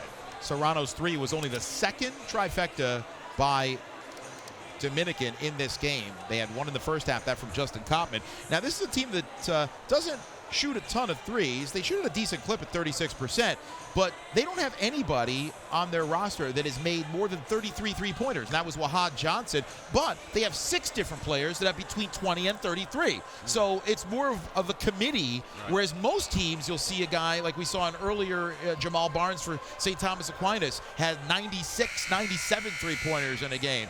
And you got Bentley. They have Mason Webb, who's got 65 makes on the season coming in. So there's nobody on that team that fits that, or nobody on the Dominican team that fits that type of description as like knockdown shooter, but they have a lot of guys that can fill it up from beyond the arc. Yeah, and I think that's what coaches want. You know, you don't want over-reliance on one individual player. Good point. You want shots that come within the offense. That's, again, why we went back to our Bentley versus St. A's comparison. Very similar year in and year out. You're going to have guys who, like that stat sheet said, have a similar amount of 3-point, 2-point attempts, makes, points per game average, etc. You want balance up and down the roster. Multiple shooters always on Bentley and St. Anselm. Yep. And we'll see them in the next game. So Bentley solves the press, and now they have 15 seconds with which to work in the front court. Zach LaPute trying to put the move on Merrill and lost his footing, and they don't call the travel. And that's going to make the Dominican bench even more upset as LaPute scores. He's now got 20 points to lead everyone. Somehow, some way, the great ones always get their numbers. LaPute with 20 right on mark with his average. Missed shot, ball's loose on the floor. Everybody dives for it, and it's picked up by Latham. And there's a timeout now as Zach LaPute, actually it's not LaPute, it's Bohanec, who's flat on his stomach, and looks like he took a shot somewhere. And the athletic trainer is coming out to work with him. And well, this is took a shot somewhere in that pile. I'm not sure if he got hit in the face, in the stomach. He got the knee, or got the wind knocked out of him. They have taken a knee to the gut. He's bleeding out there. He took a shot to the face. Yeah, let's see if we can see it again. Again, diving for a loose ball, and yeah, he ran right into Kopman's forearm. And let's see if anybody else got him. Oh, maybe there too. Boy, he had a couple of Dominican Chargers fall into him there. I think Smith might have got him accidentally with the right knee to the forehead. And Bohanec has got to come out of the game. He's got blood all over his uniform. Of course, the nose is bleeding. And he's a reserve. He might not have played much in the game anyway, but... Well, he's gotten some steady minutes off the bench. Yes. Again, it's been a short rotation, as we've highlighted, but he's given them some good minutes when he's been on the floor. And certainly you like that. Sacrificing the body for the loose ball, even though you're up 25, yeah, you're still out here giving max effort. I think Coach Lawson is pretty pleased with the effort. That's a gamer. The officials are gathering at the monitor. I think they're going to see if there was anything. Oh, they're checking the clock. Okay. We're understand. I don't think there was any intent there. No. It was just a bunch of players hustling. Guys going hard both ways. Yeah. And that's all you can ask for in a do-or-die spot. Meantime, the Falcons have put their stamp on this one, 61-36, with 8:16 to play. And again, Dominican came into this game averaging 76.1 points a game, and they're not even at half that point right now. Seemed like the explosion came in the tail end of the first half, the last 5? And the first 8 minutes. points of the second half, where they got a little bit of a run. Right, that continued. After the Chargers did throw a pretty good counter punch in the first minute or two after halftime to get this thing back down a manageable 12, 13-point gap or whatever it was. But again, since then, Bentley steady as they come. Adding 2 points here, 3 points there. All of a sudden, it's 25, and it's really starting to look dark here for Dominican. Yep, a team that was the last at-large selection. And happy to be playing in the postseason, but this is a team that started off 15-1, and even Joe Clinton admitted that they had a lot of luck earlier in the season. And they were nationally ranked just like Bentley, and both teams not in the top 25 now, but they have had very good success. Both these teams have struggled a little bit in February and beyond. For Dominican, they after their 15-1 start, they've gone 6-7, including losing the first round of the CACC tournament. And what's really interesting, and I don't think I've ever seen this before, they were ranked 5th in the region when the playoffs started, and they were the 3rd seed in their division in their playoffs. 5th in the region, 3rd in their division, which is, you never see that. They had to go on the road the first round of the playoffs, and then, of course, they lost that very bizarre game where the score calamity happened, and they were robbed of the chance to advance in their own tournament. But Dominican, I mean, if you want to be fair about it, they have not been playing good basketball for the last 6-7 weeks. Just to get in is still a pretty good accomplishment. Of course. And of course now 5 years in a row as well is good for the program. But you're right. Warning signs, red flags in the month of February, I think, have spilled over into March. Sure have. So Dominican, with the pressure, forces the turnover. And they'll have it in front court, the Chargers. And they need a lot of points in a short amount of time. Tough off-balance shot by Roundtree, no good. The putback also off the mark, batted out of bounds by Bentley. It'll stay Dominican ball, but the shooting numbers continue to spiral for Dominican, which is located, by the way, about half an hour north of New York City, up the Palisades Parkway in Spark Hill, New York, Rockland County. And they're right across the street, pretty much, across from Western Highway from St. Thomas Aquinas College, which lost in the earlier game today. Justin Kopman hits a shot. He's got a team-high 11. Take it back. He's got 11, and Wahad Johnson's got 12.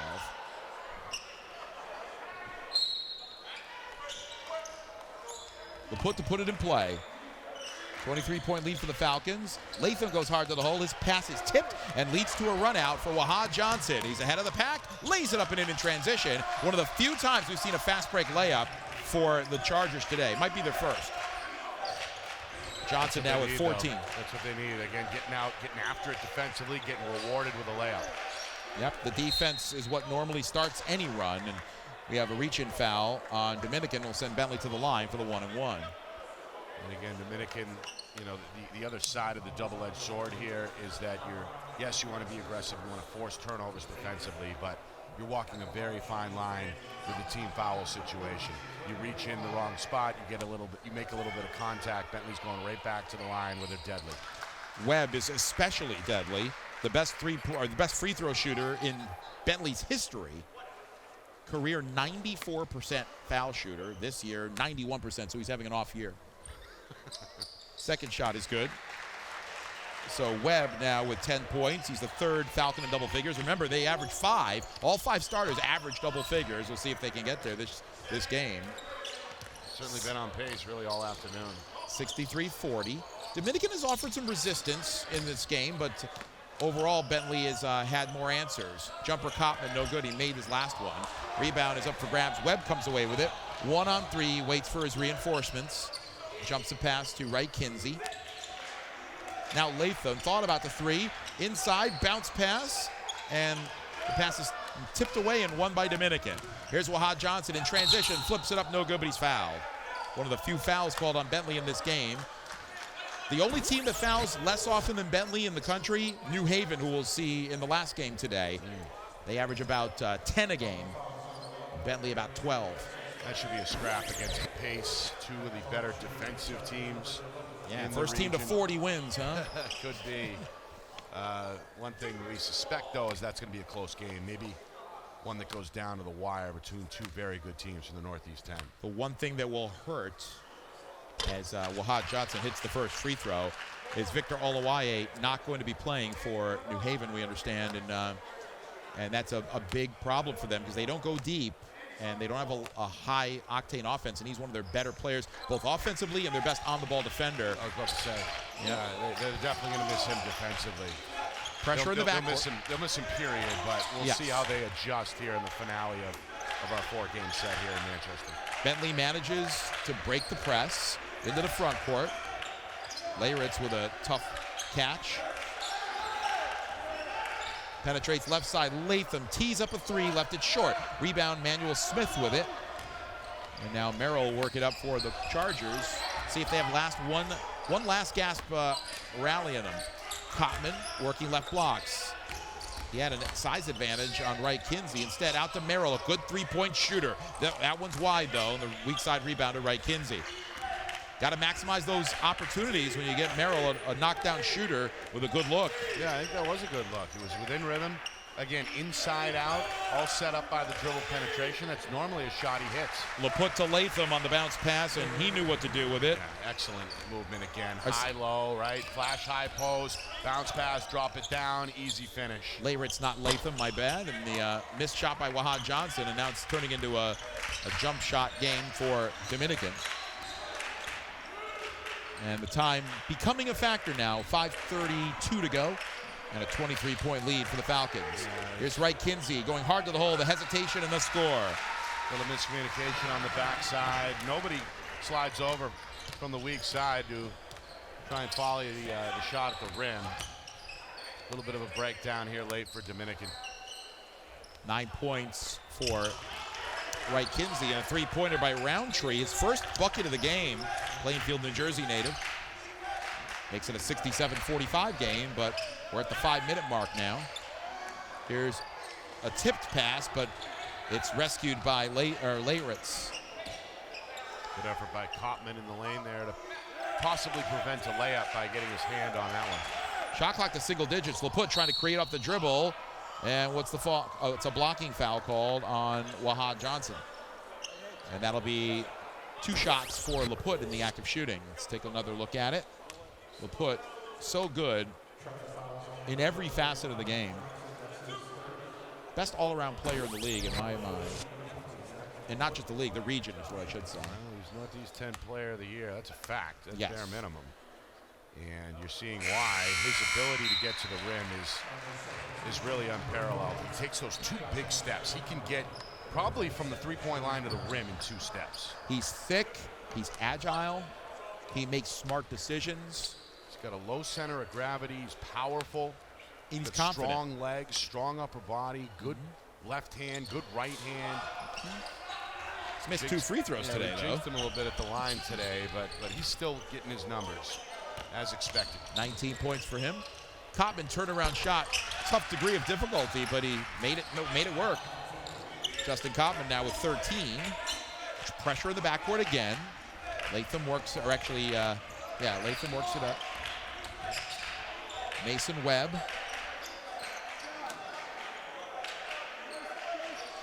LaPut jumps it past to Webb. Dominican's in a little bit of a jump trap here, trying to force something. Webb forcing a shot off the left baseline and good on the fall away. Good job by Bentley to not get into the trap along the sidelines. They kept it moving with the pass, and it ends up with a good shot. They end up with another good look. Here's Wahad Johnson kicking down into the corner. Roundtree for 3, front rimmed it. Rebound tipped to LaPut. And that might be the last hope for Dominican, as they're down 70-47. 3:45 to go now, and falling down, Latham had to whip a hook pass in the direction of Webb, but it was out of bounds into the Bentley bench. They have a wet spot there. Yeah. So we have a media timeout. We'll take it as well with 3:41 to go in the second half. Bentley looks like it's on its way to the semifinals, where Southern New Hampshire awaits, and we'll be back for the finale of this one in just a moment from Manchester. We have so much to celebrate in Division II, but we're especially proud of our commitment to Make-A-Wish. Division II student athletes have led a 10-year initiative to raise funds and help grant wishes of children with life-threatening medical conditions. Nearly $3 million have been raised, and hundreds of children's wishes have been granted. We play hard, we work hard, and we support others in need. Why? It's simple. Because we care.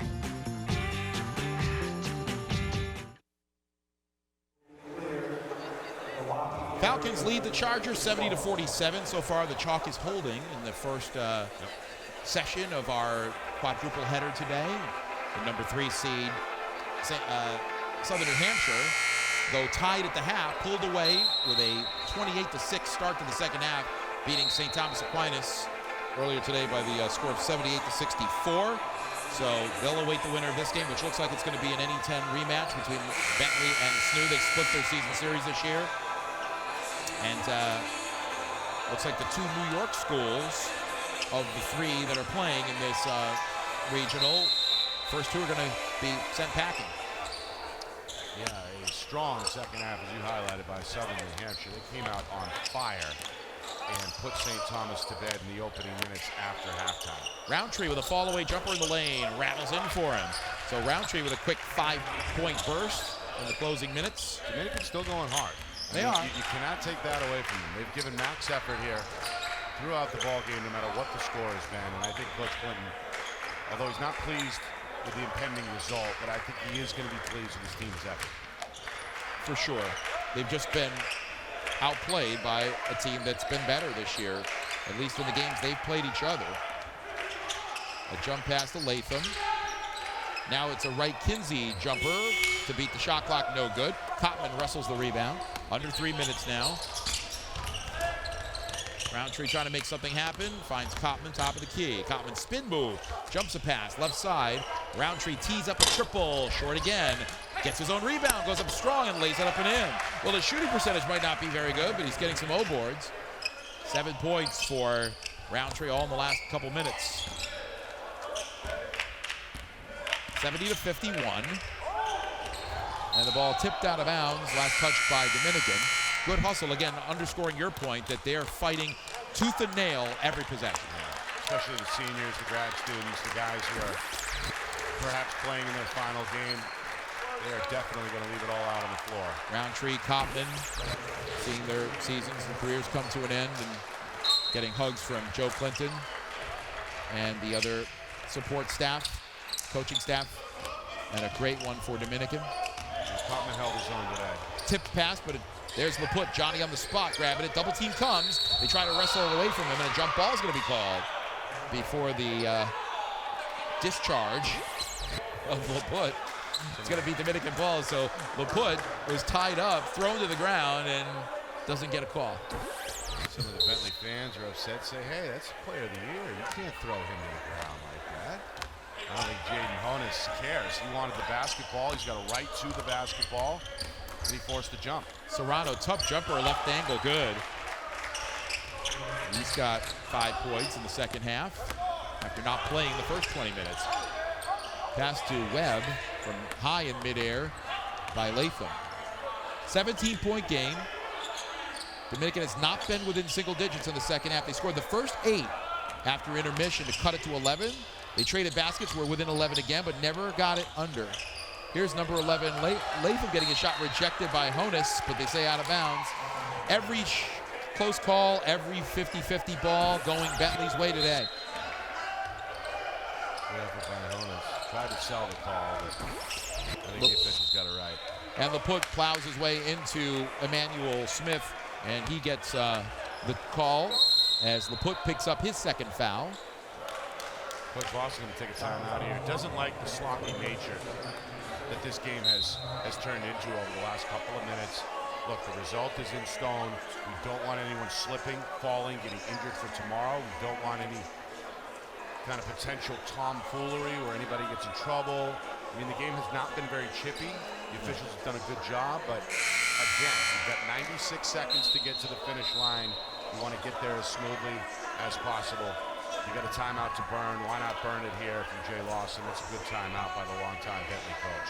Well said, and yeah, the most important thing is keep the player safe.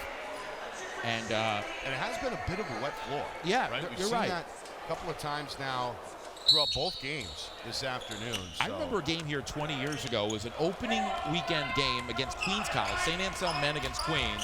The game had to stop with 7.5 minutes to go, as we see a flip in by Emmanuel Smith, his second hoop.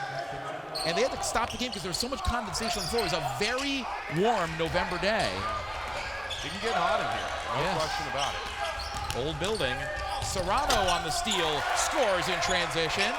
So a nice finish for Dominican here today as they're back within 13. Kind of what we saw with St. Thomas Aquinas in the first game. Another strip. Here's Serrano left side. He can hit the 3. It's up and it's good. Joshua Serrano with 10 second half points has made this a 10-point game with 59 seconds left. Never say die. And this is what we've seen all year from Dominican. They have this knack of coming back in games. It might not always turn into a win, but they never give up on a play, as you so aptly pointed out before. And Serrano, who I mentioned at halftime, we didn't see him in the first half, and he's got the capability of having these types of big explosions offensively. Well, he's doing it now. And Joe Clifton with a big smile on his face, looked like the Cheshire Cat there. His son Joey Clifton behind him. Look, they trailed by how many? 25, 26? Let's see, it was half, something like that. 26 was the biggest, 56-30, yeah. And chip away, and all of a sudden, 30 to 14 run. Yeah, it makes you think twice, right? It's a 10-point game with 59 seconds, not quite over yet. St. Rose? Joe Clinton, ever the comedian, comes over here and says, so you're saying there's a chance. Yeah. There is. Now Bentley's got to wrap this up. Okay, play smart, make the right pass. You know a foul is coming at some point. Protect the basketball, get to the free throw line, and put this thing away. The inbounds against the full court pressure will be given by, or made by Brian Wright Kinsey. Trouble with it. It's tipped, but comes to LaPute.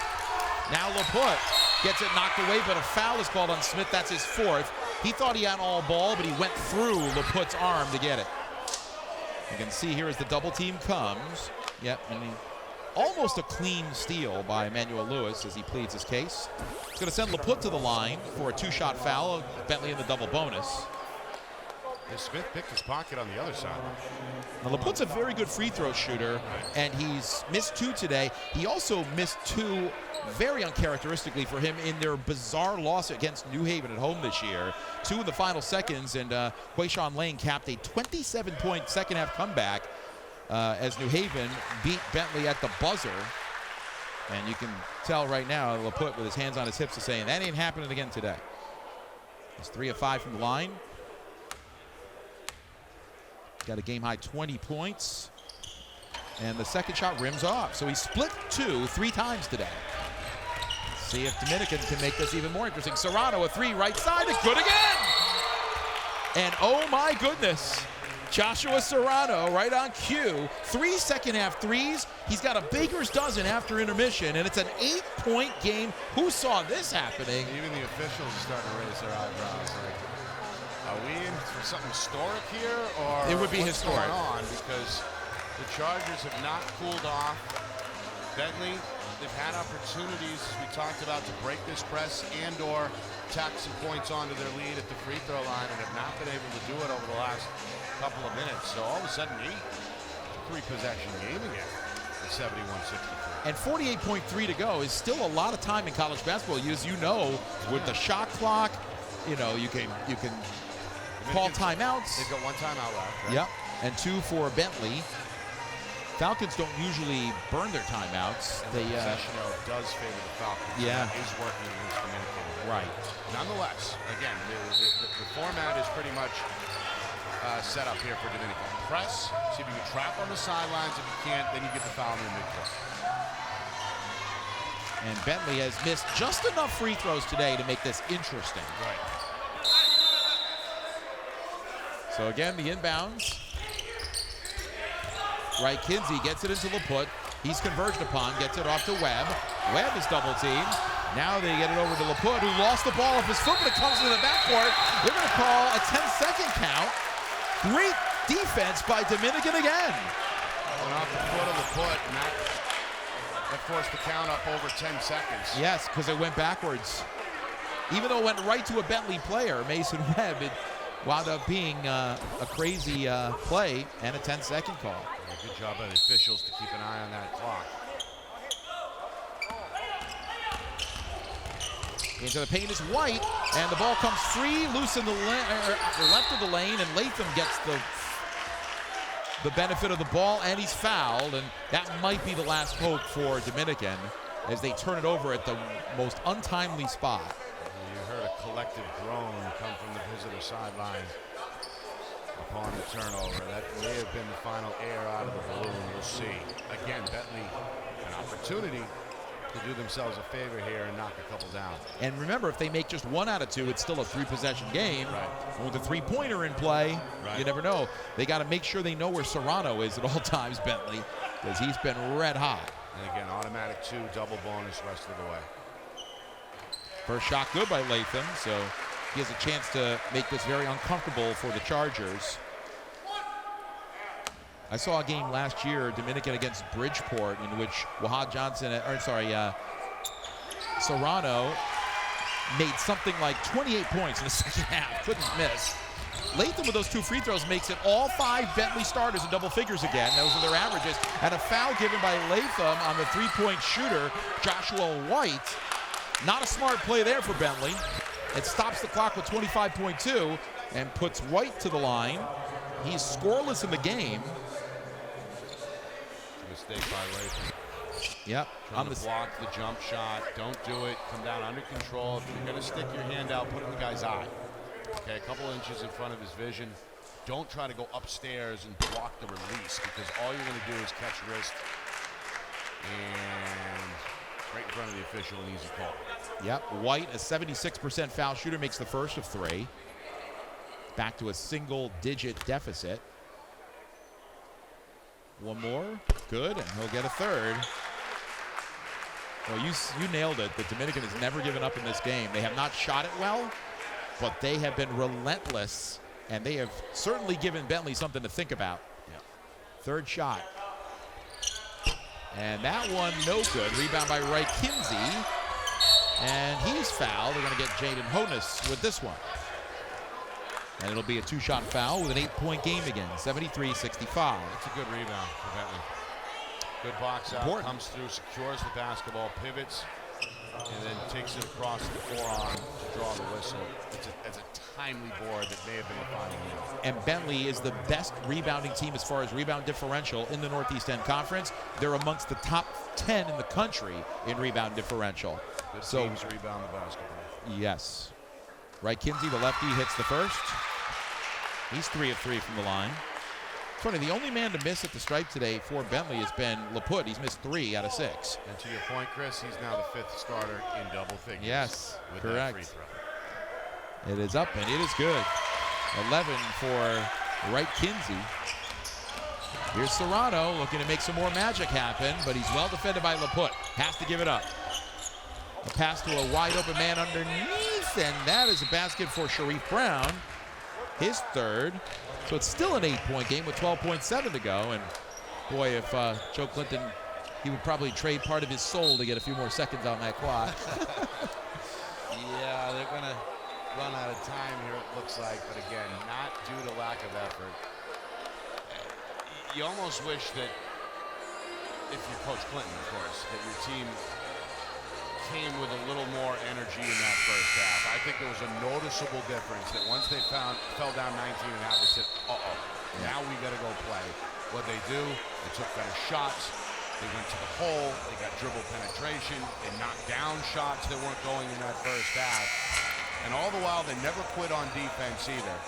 But when you come out and just kind of go through the motions, at least on the offensive end for the first half of the game, against this team, this Bentley team, yeah, against other opponents, it's just too tall of an order.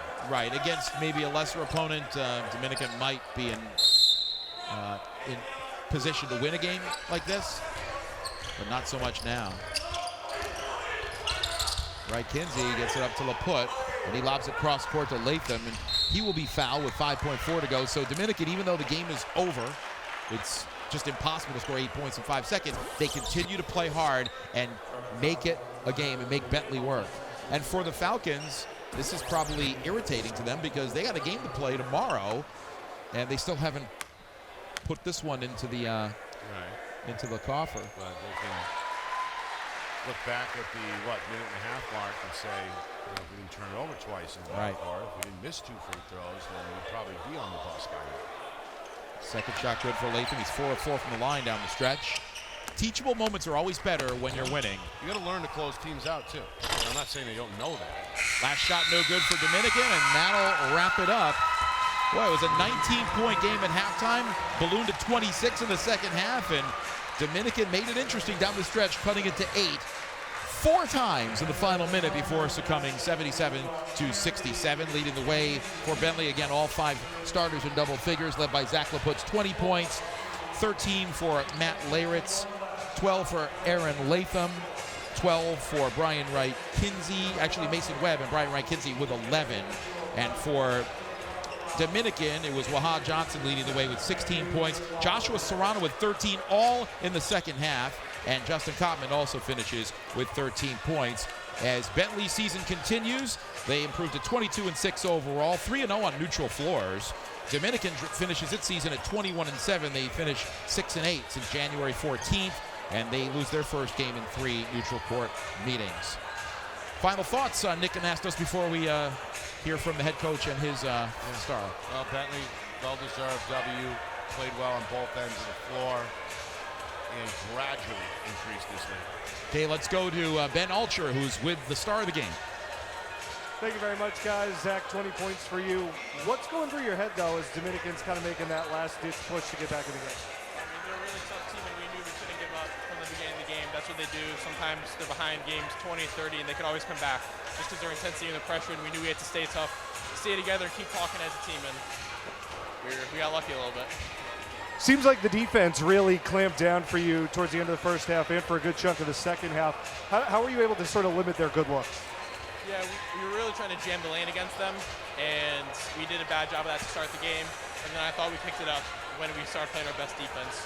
When we were at our best is when we were jamming the lane. All right, congratulations on the victory. Good luck tomorrow. Back to you guys. And again, Bentley, the defending regional champ, how much of it is the DNA, knowing how to win in these big games? They've won a lot of games at this point. Coach Lawson's won a lot of games during his career as well. And, you know, it didn't look pretty there at the last couple of minutes, but they found a way to get it done and finally put this one to bed. And speaking of Coach Lawson, Ben Elcher is with him right now. Thank you very much, Coach. Got a little hairy there for you guys at the end, but you're able to pull out the victory. Yeah, obviously you want to handle the ball and the pressure better than that. We usually do, but they're also really athletic, quick, and old. And they're not going to, teams that are going to be here at this point are not going to quit, and they're also very good. So at least we got what we had to get. I imagine you're pretty happy with the offensive output today. You guys usually like to have sort of a diversity of scoring, and it seemed like you got a lot of different contributors throughout the game. Yeah, the way we play, we try to move the ball. We don't call a lot of things. The defense kind of dictates who's open, and I think when that happens, we're usually going to have a few guys scoring the ball. Congratulations on the victory. Good luck tomorrow. Guys, back to you. Thank you, Ben. And tomorrow it'll be Southern New Hampshire and Bentley, two old rivals. And not only that, it's mentor versus mentee. Jay Lawson against Jack Perry, who played for Jay Lawson back in the early 2000s, I want to say. So it's going to be that's another little side story tomorrow. Yeah, it should be fun. Always is when those two get together. A lot of veterans on both teams. They know what time it is. They had relatively easy wins today. I know there's no such thing as an easy win in the NCAA tournament, but two double-digit victors are going to meet up tomorrow, less than 24 hours later. So I think both teams will come in rested and ready to go. Certainly they're familiar with each other. Should be a nail-biter. It should be a fun one, and we'll have two more games today. And quarterfinal action between the top seed St. Anselm against the 8th seed Caldwell. And then you've got the 4-5 game that we alluded to earlier with Pace and New Haven. So lots of good basketball still to be played here, and we expect a huge crowd for game number 3. Absolutely. St. A's fans are still in school. No spring break yet. So Perfect no timing. Excuse. Yeah. I think they're going to show out in droves. All right, for Ben Alcher, our sideline reporter, and Nick Anastos, my partner, this is Chris Granozio reminding you again the final score in Game 2 of our quarterfinals in the NCAA East Regional. It was the 2nd-seeded Bentley Falcons 77 and the 7th-seeded Dominican Chargers 67. And we'll say so long for now from Manchester.